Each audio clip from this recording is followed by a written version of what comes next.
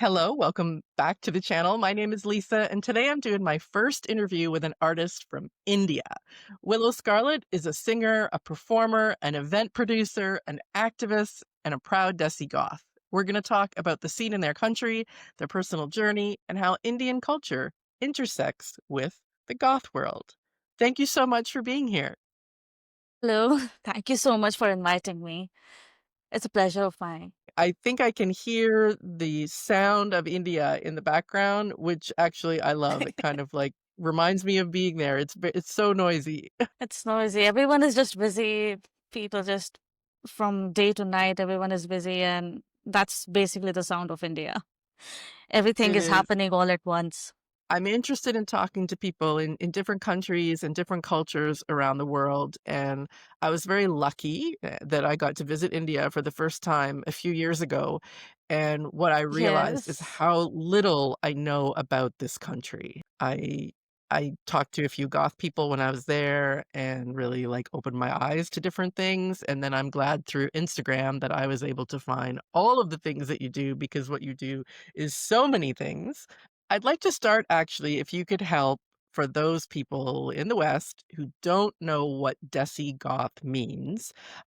What is Desi Goth to you? Desi basically means someone who belongs to the country, as in the India. For me, Desi Goth is basically incorporating my culture's ideologies, and the richness that it brings, yeah, it provides into the Goth subculture. And that's what Desi Goth is for me and for my most of my friends. We can talk about things that we deal with in our daily lives, which a lot of people in the West are not aware of, our own problems, our own festivals, our own anything that we like that is on a cultural level, and that only maybe Desi gods can understand. Thank you for explaining that. I'm also curious for everyone who has not been to India or doesn't know much about the scene there. How would you describe it? What is unique about the goth subculture in India that you want people to know? What makes Indian goth scene unique is that India is a very, very multicultural country. In the scene you will get people from all different walks of life, all different culture, and then they still being friends together. There are Muslims, there are Hindus, there are Christians, there are Jains, there are Buddhists, of all from all different religions, and then still respecting each other, still loving each other, just being their goofy selves and sharing music, making DIYs, asking each other help. And it just tells you that no matter where you are from, no matter what is your background, no matter what is your skin color, what is your religion, what is your caste, as long as you have a community that welcomes you wholeheartedly, you can be your true self. Your background should not describe who you are as a person, who you are as a creative person. And this is the thing that I love about Indian Goth community, that we are very accepting. Yes, of course, conservative people are not there that much because the new generation of Indian old kids, they are very politically loud. They are ready to throw hands if anyone says anything to their friends who are from a minority group. So I like that sort of attitude. So yes, we are just here to enjoy the music, enjoy the darkness while uh, being in a community and uplifting each other. And also, what Indian goth scene is different in is that we all deal with a lot of different problems that maybe the West cannot understand, because we have dealt with colonization and lots of big changes in our culture as well as in our economy, which which brings a different type of problems for us. For example, there are goth women in India, there are goth girls in India who are 17, 18, 19 years old. They get heartbroken that their parents call them characterless, or call them very bad terms just because they are putting makeup on or wearing dresses and all. So they need someone who is there to look out for them. So the community then helps them sort of, make them feel better, that just because you're goth doesn't mean that your parents or the society around you has a right to question your character. This is just one of the example because being poor characterless is the worst feeling ever as an Indian fab. Even though I might not relate with the term woman most of the times, but that is the sad part that I had to live most of my life as a woman. And I know that the things that women go through because of society and because of being different, how hard it is. So, yes, then dealing with conservatism, then dealing with the uprising nationalism and sort of hatred in the country, and Indian goth scene is a safe space for most of us to feel loved and to feel cherished. And yeah, that's solid. Thank you for sharing that. Where does this journey start for you? Basically, I was a very expressive child since childhood, and I was very darkly inclined. I used to like to hear stories about ghosts, pishash, dial, chudal, etc. from my grandma, my mom's mom. And I also like used to watch a lot of horror movies as a child, which is weird as for like most of Indian families and all, but I used to love them. Uh, then I used to, the paintings that I used to draw had a hint of darkness in them and all. Then I discovered Gothic literature, I guess, when I was 8 or 9, like Dracula, Frankenstein, and all. And I was a huge nerd. I used to like read any type of literature on vampires, on werewolves, on anything on that was of like that had some hint of monsters, darkness in it, and I used to love those. And I remember when I was, I guess, in 8th grade, I had to do an assignment. I didn't know what Gothic was at all by that time. I just was on my mom's phone because I didn't have a phone or a laptop back then, and we only had one phone in a whole house with internet access. That too, back then, like we were given few MBs, like 100 MBs per day or 200 MBs per day. This is how it was back then when I was in 8th class. So I just, and whenever I would go on the internet, I would go in one or two rabbit hole every day. So I searched for Europe's history because I had to give a presentation, and then I came across Gothic architecture, and I was mesmerized. And I was like, "What is this Gothic architecture?" It looked buildings looked so beautiful. Then the keywords came up about Gothic designs, Gothic clothes, then Gothic subculture, and I was like, "Whoa, this is something very new and interesting." And mind you, I am from a very, very small town of from a very conservative family. The typical Indian family that you can imagine. That is my background. And also like not a very privileged one because I grew up very poor, and having a phone with internet access was a big thing back then. I discovered that and I was like, whoa, are these people here anywhere where I live? Are they here in India? And then I found that Goth people exist. It took me 2 years to find Indian goths on the internet. I was looking for everywhere, like they on Quora, on Google, on Instagram, on Facebook. But then I came across this group chat called Indian Goths. I was around 13 back then. Yeah, I was not supposed to be there. I know. There I met one person. She introduced me to her friends, and then she introduced me to a lot of music. And then I realized that this is the type of music I actually listen to. The first God song I listened to was of Lion King by Ghosting, and it just came on my YouTube out of nowhere. And that day, on those days, I could only watch one YouTube video per week because of how expensive internet connection was. And it used to frustrate me that there is no one in my real life, especially from the town that I belong to, from Saharanpur, who listens to any goth music or even any metal music or any alternative music. So I started making friends online. I started getting into online goth communities, especially in the West. And I was like, wow, that's so cool. Me being an Indian, being friends with someone who is goth in any other country. I couldn't afford a lot of clothes, so I would just use anything like black clothes, whatever I could find, thrift them or just make them myself. I wanted to make more friends in real life around the music, but I couldn't do that because everyone of my age, they would think that this is weird. People who are of my own culture, people who are of my own skin, they say that they would say that uh, I'm trying I'm trying to be westernized. I'm trying to do something that is not for us, and goth only looks good on white girls or white people. But I didn't stop there. I was like, I will make a goth community in India one day. Just duck it all. I'm gonna do my own thing. I'm gonna create my own aesthetic around my own culture as well as subculture, because being Indian doesn't make me any less of a goth, and being goth doesn't make me any less of an Indian. Where do you think you get your attitude, your strength, your resilience against these things?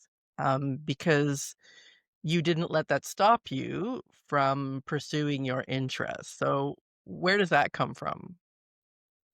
I wouldn't say it comes from my parents, because my whole childhood and teenager, they tried their best to make me a submissive woman who will always follow whatever sort of rules and regulations she's given. It comes from me not being able to adjust to a lot of injustice and a lot of, you know, things that comes from stereotypes and all. That I was always thought that just because I am this and this, that should not stop me from doing what I love and doing what I need to do for the betterment of my life, for the betterment of my family. Even my parents are surprised where I got this from. I don't come from families which have very open-minded outlook towards life. I come from very conservative families, and I couldn't deal with the things that I was dealing with since a young age, 4, 5, 6, because I don't know where, but I had a sense of justice, a strong sense of justice since childhood. Well, I'm happy to hear that you are thriving despite these challenges. Um, your parents still do not know about your lifestyle, is that right? No, they do not. I have to live a double life, which is kind of scary, but very thrilling at the same time. And they've never heard your music. They have never heard my music. Would you like that one day? No, they don't listen to a lot of music. They are not very into arts and stuff. So even if they listen to my music, I don't think so they would be able to understand. So I was listening to some of the tracks that you have on Bandcamp, and I noticed that one of them you wrote about that it was a demon from your culture that you were writing a song about. So I wanted to ask you about this. You talked about off the top that there are stories, horror stories, ghost stories, demon stories from Indian culture that were fascinating to you as much as Frankenstein, as much as Dracula. So why do you want to write about the folklore, mythology, stories from within Indian culture in your music? When we talk about God subculture, the first song that comes in everyone's mind is Bela Lugosi's Dead. And I was like, why not introduce people to horror, but in an Eastern or in a Desi way, like introduce them to new monsters or new demons. I really thought that yes, I think I should incorporate more folklore as well as mythological horror in my art and in my performances as well as songs. In Eastern culture, the monsters came in existence because of the problems that the people in East were dealing with. For example, Pishach is also sort of a vampire-like creature.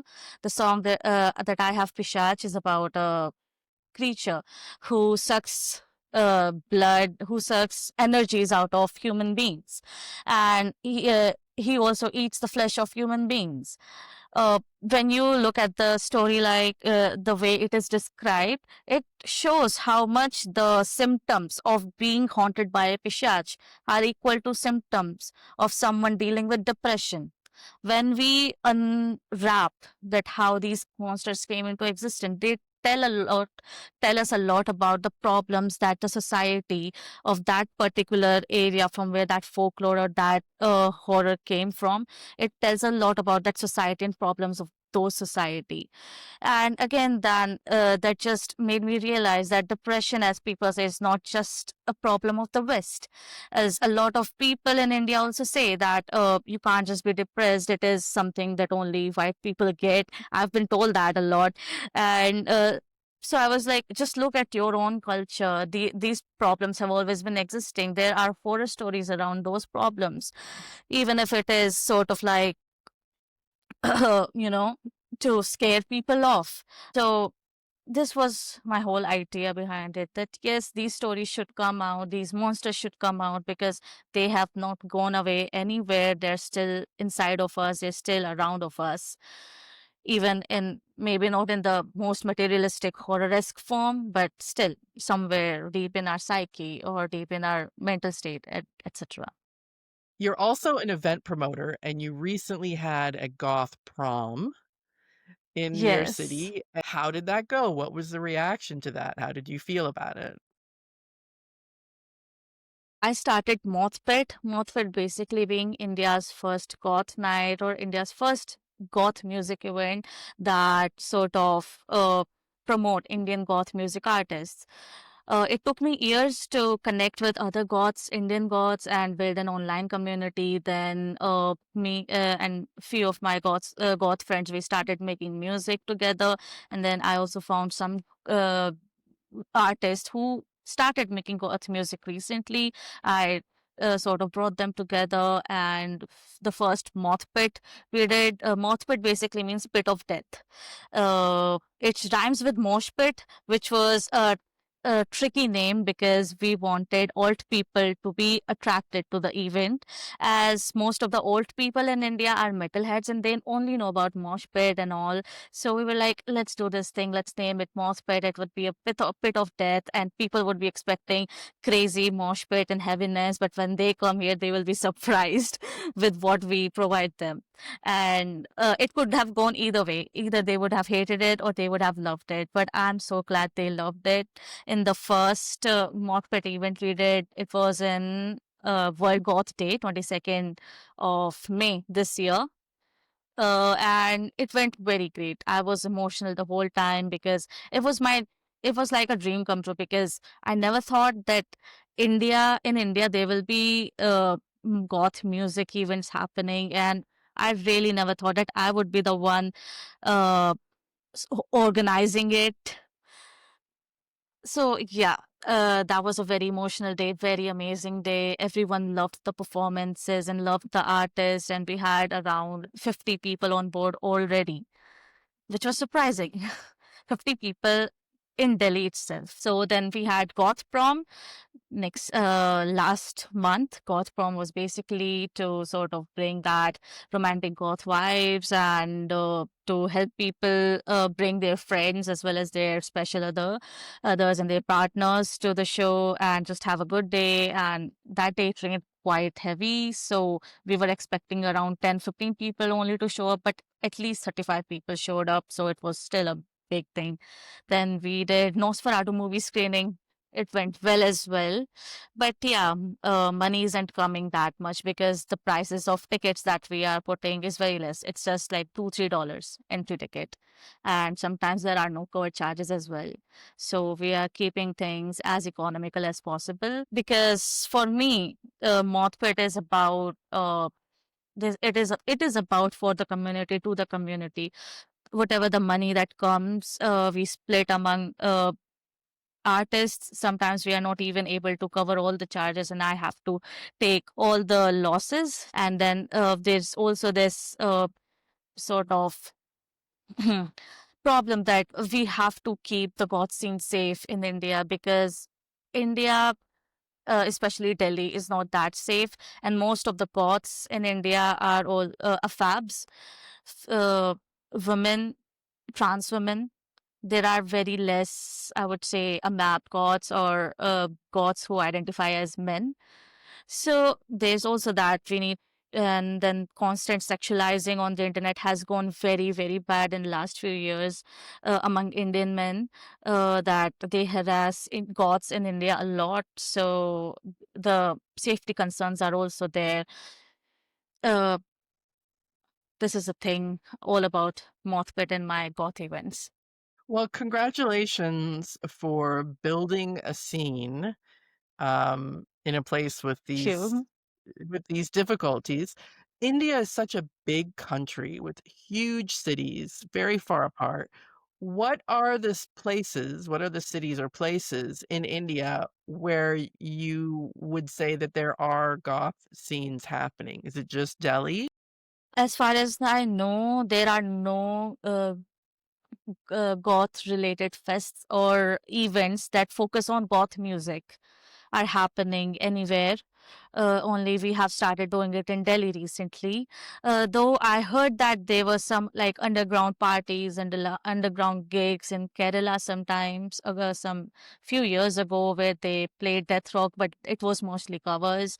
And I'm trying my best, and it is very hard to find something original coming from India in terms of goth scene, as most of the gig culture here, most of the alternative culture here revolves or only around covers, because kids here, they feel a sense of nostalgia. They want to live a life they never could. They want to live a time they never could because they were not born in that city, in that country in the West, or in that time period. So it is hard, sort of, to bring out original goth music from India. Though original metal music is coming, original shoegaze is coming, even not that much. But right now, I'm trying to sort of promote goth music and get other artists involved, so we can do Mothbit in other cities as well. This has been such a lovely conversation. I'm so glad to meet you. Congratulations on what you've been building so far, and I really hope that it continues to grow in a safe and exciting way for all the people there to discover this fascinating world we call goth. Thank you so much. I'm very excited about my journey and to get more and more people on board in India in what subculture as well. Uh, I have planned a lot of things. I just hope it goes that way. I'm positive that it will go that way because the things that I've planned till now, they have happened. So yeah. Well, I hope to see you there one day. Maybe there'll be a big festival and I can come and like join you guys and rock out. Sure, it would be a pleasure to have you on board someday. Sounds great. Thanks again and have a great night. You have a great day, and it was lovely talking to you. Bye bye.